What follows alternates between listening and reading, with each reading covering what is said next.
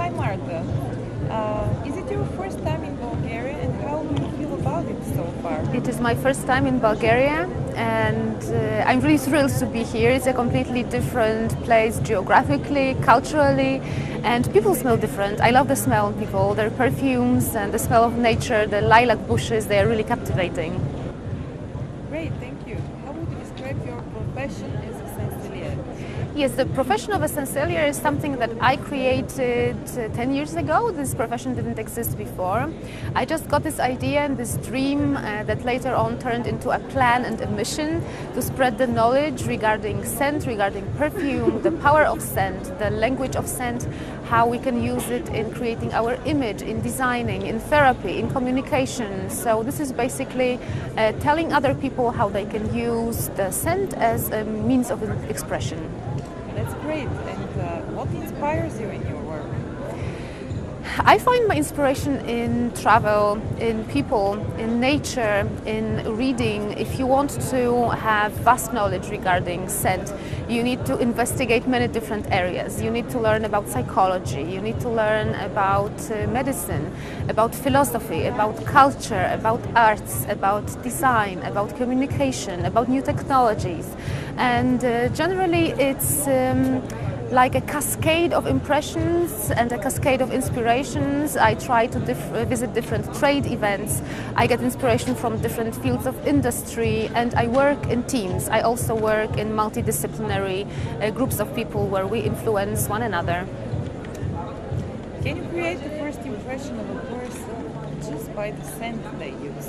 Definitely, you can create the first impression by the scent they use. It's not only by the scent must be compatible with the rest of the image. But if you prepare your styling carefully, if you think about your clothes, about the color, the form, the shape, if you think about the hair and makeup and forget about the scent, then your image is not complete. The scent is something that actually completes the way you look, the way you move and the way you behave. And scent has secrets. It can make you look lighter, it can make you look younger, it can make you look more approachable, or you can smell more powerful, you can smell more distant, you can also exude self-confidence or sensuality. So the language of scent reaches everywhere, to every aspect of who we are. What kind of scent do you prefer and do you have personal perfume? What is your taste? It's my taste in perfumes, and I'm not going to be very original here. It stems from my personal experience and from my childhood memories. I like the smells of nature, of resins, of wood, of smoke. I like the scent of jasmine because we had a jasmine bush in the yard. And when I look for perfume for myself, I need to think of various things. I need to think of the message that I want to convey. I need to think about the way I feel, about the weather. So in hotter months, I prefer a very crisp, like clean linen scents, very often with a hint of mandarin, which is my favorite citrus fruit. I like layering scents on my body and mixing them with one another. I like to wear perfumes that are a little bit mysterious, therefore I use a lot of woody notes. I like the smell of leather, it gives me the feeling of confidence, and I like to experiment and to make my own perfumes in tiny amounts, sometimes even for a day. So it's like my Monday perfume or for the first weekend of spring. Are there any trends in perfumes and which fragrances will be preferred in spring-summer 2016? Yes, there are trends, and it's very important to say that trends are not fashion trends, so you do not plant them. It's not like an artificial plant that is planted onto the market. Trends are results of our wants, of our choices, of our consumer choices. And in the spring and summer 2016, we can say very generally that we are going to smell perfumes that are very close to our heart, to our European nature, to our European culture. We are going to see perfumes that smell of fruit. Very often these will be the notes of very cold fruit, like a sorbet made of frozen fruits. We are going to get perfumes that smell of herbs like rosemary, like lavender, lavender, like sage, so the smell of a summer sun-drenched meadow. We are going to have the smell of forest, of the pine tree, of cedar wood, of cypress. These are the scents that when we close our eyes, we get this impression that we are in the middle of a forest or in the middle of a field, and we are in close contact with nature.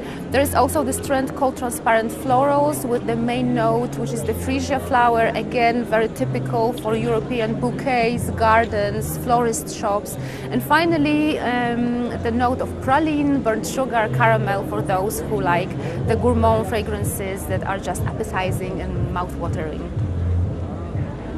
What is the leading in choosing a signature perfume? Are there any special tests to determine that what components to include, or another method? Yes, when I choose a signature perfume for a person who comes to my workroom for olfactory profiling, I always try to think of it as a process. So first we need to find out about the preferences of the person. When we map out the preference, the sensory preferences, what colors, what textures, what temperatures, what sounds, what foods, which season this person prefers, then we get something like a sensory map. And on this sensory map we can find different areas where this person can find different elements that can later on be translated into a perfume wardrobe, because mostly we don't use the same clothes for every styling and for every occasion. We should have a perfume wardrobe that will give us different perfumes for different occasions, at least 3, I would say, is like the optimum and the minimum at the same time. And to choose the perfect fragrance, we always need to think about the lifestyle, about the clothes, about the environment in which the person functions, and of course we always need to test the fragrance on the skin. If I'm working long distance with someone who doesn't live near me, we very often exchange tiny bits of cotton that have been worn before on the body of the person, so that they get their personal smell, and then I test the fragrance on the pieces of cotton. I put them in an envelope and send it over for the person to smell, and they can then determine if their own body scent is compatible with the perfumes that I'm choosing. Can we say that every fragrance brings a message, and the choice of perfume claims how we feel in that exact moment? Well, definitely scent brings a message, and we should be aware of the message. As I said at the beginning, there are perfumes that can make us seem younger, like the transparent floral perfumes, but there are also perfumes that can make us smell maybe not older, but more mature or more serious. These can then be transcribed as the smells of power and of dominance. This would be the leather or woody scents, more resinous fragrances. We can also exude freshness and lightness using watery notes like watermelon or cucumber. We can smell of a crisp, fresh white shirt, which will give us a more professional look in the way we smell. We can exude sensuality, we can smell more sexy, more feminine. Then we should choose white flowers. So perfumes have a code. This code is also reflected in how they design the bottles and the packaging. And if we know the language of scent, we can then choose the perfumes more consciously, and we can plan the image that we want to create. When choosing a fragrance, does the cultural features and tradition of a nationality have an influence? Definitely, we are deeply rooted in our traditions, and the smells, as I said, are a universal language, but this language is contained inside a culture. So the smell of cinnamon would be read differently when you go to India and when you go to Poland, because in India it's a component of many spice mixes and people eat it all year round, whereas in my country the smell of cinnamon is associated with apple pie, so it has different connotations. And because we start smelling even before we are born, because we have contact with the food that our mother ingests, we are prepared to like different types of smells when we are born. So if you were born on in a different part of the planet, you would have a different preparation for smelling, you would have different experience in smelling, and then different kinds of perfumes would be more or less attractive to you. What's the best way to try on fragrances? The best way to try fragrance is to plan it carefully, not to be in a hurry, and test no more than 4 fragrances in a row. And I always suggest it's always best to choose to take a strip, a smelling strip or a blotter, and test the fragrance on the blotter. Remember not to touch the blotter to your nose when you start smelling, and do not inhale the perfumes too deeply. So not like this, but we should smell more like that.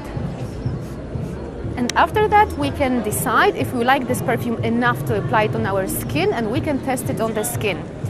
When we test the perfume on the skin, we can apply it either on the inside of the body or the outside of the body, near the wrist and the elbow, on both arms. And when we have those 4 fragrances on our body, it's best to give ourselves time, at least 1 hour. Wait for the top notes to disappear and just let the perfume work to mix with the skin chemistry, and check if we still like the perfume a couple of hours after we sprayed it. It's very important not to hurry, to test it on our skin and test no more than 4 perfumes one after another. Do you believe that essences interact with the body chemistry, so that sometimes one fragrance smells different to different people? Definitely, fragrances interact with our body chemistry a lot, and this is the secret why your perfume wouldn't smell the same on me and the other way around.